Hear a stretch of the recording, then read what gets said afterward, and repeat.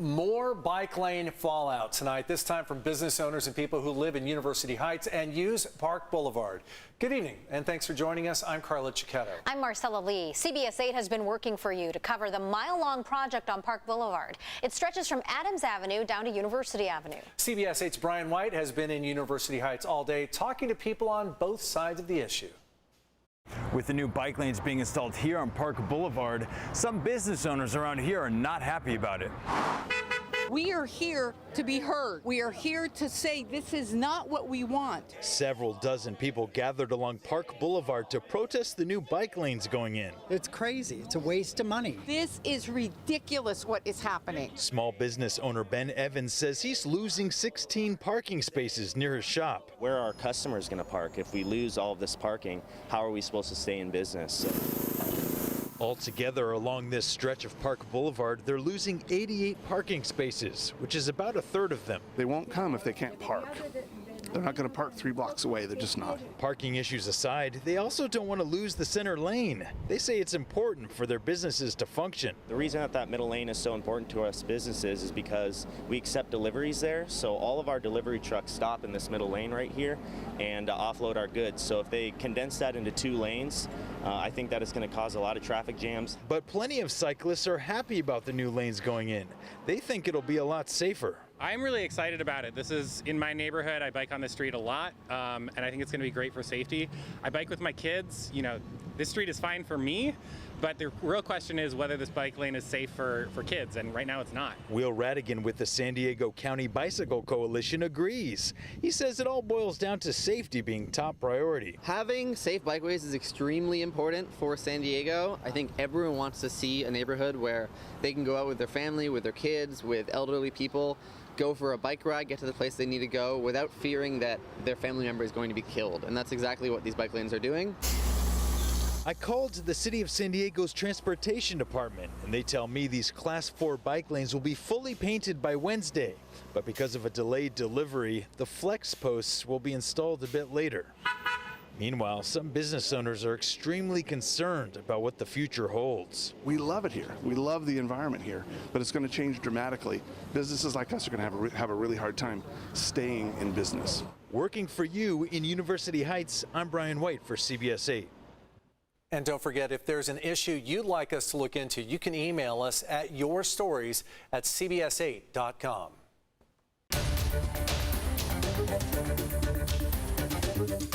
Breaking news tonight. Right now, crews are fighting a second brush fire that's broken out near Dulzura in the Barrett Junction area. The Border 13 fire started just before 1 o'clock this afternoon east of Marin Valley in the Barrett Junction area. It has burned 577 acres so far. Ground crews and water-dropping helicopters are fighting the spread of the flames. CAL FIRE says no structures are in danger right now. You can see smoke off in the distance here in these images from late this afternoon from Chopper 8. See a drop there along one of the ridges there from a firefighting aircraft. A little northeast, a second fire that started just before 7 last night is about 25% contained at only 65 acres.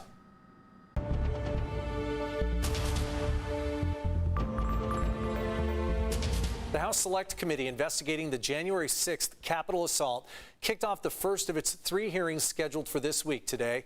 As Natalie Brand tells us, the day featured testimony from those in former President Trump's inner circle who say they told him there was no fraud in the 2020 election.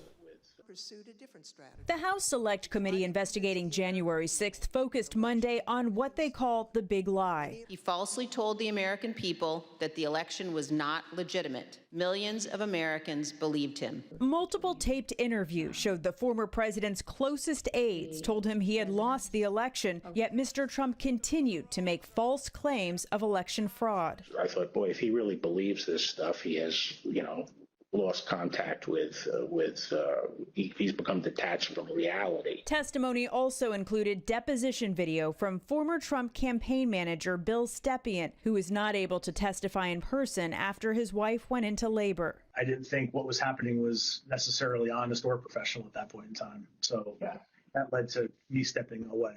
The first in-person witness Monday fired Fox News political editor Chris Steyerwalt. He defended the decision to call Arizona for Joe Biden ahead of other news networks. Our poll in Arizona was beautiful, and it was doing just what we wanted it to do, and it was cooking up just right. The second witness panel featured former officials from Georgia and Pennsylvania who also refuted the former president's claims of election fraud after they were asked to investigate.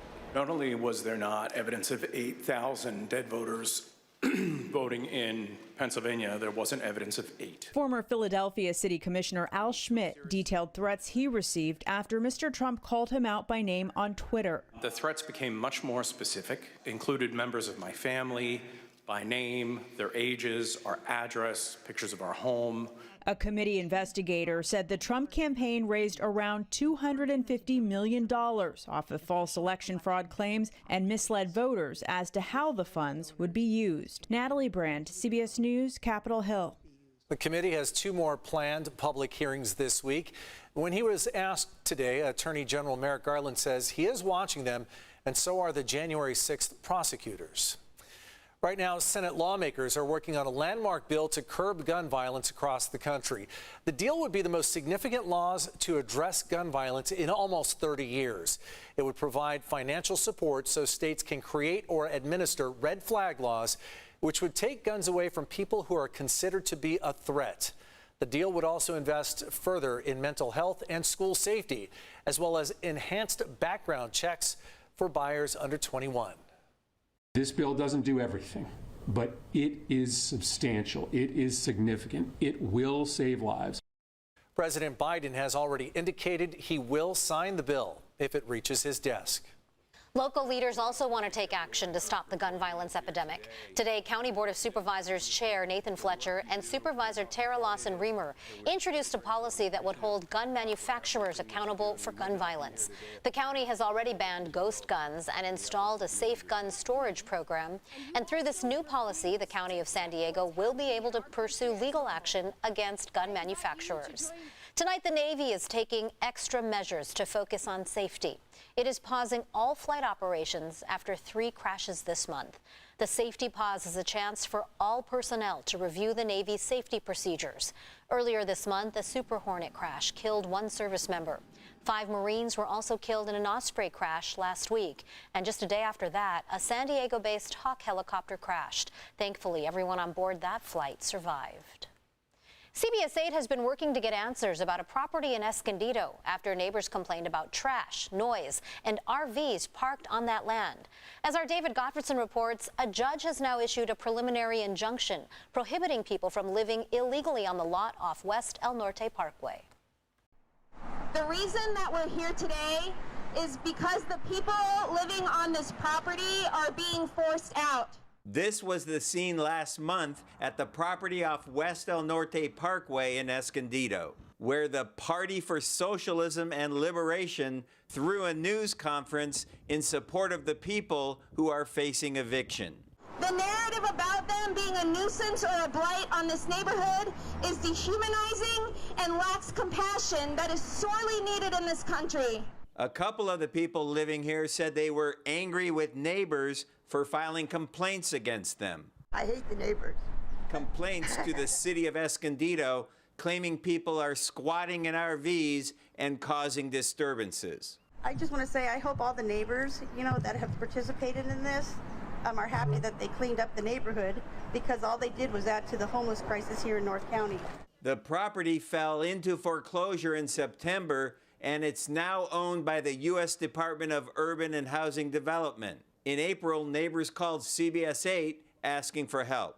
It's extremely frustrating to live next to a property that continues to accumulate not only trash, vermin is starting to show up. There are lots of fights on the property. The city of Escondido then filed a lawsuit, and on Friday, a North County judge ordered a preliminary injunction against several people living on the land, prohibiting them from, quote, depositing trash, junk, debris, inoperable vehicles, and occupied recreational vehicles and trailer coaches connected to public utilities on the property. Now, even though that preliminary injunction is in place, it remains unclear when or if the city will move in with eviction papers. Working for you, David Gottfredson, CBS 8.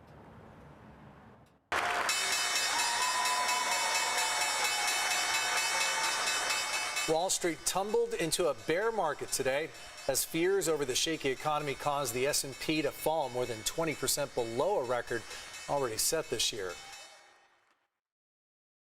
1,000 points. It ended up closing 876 points down.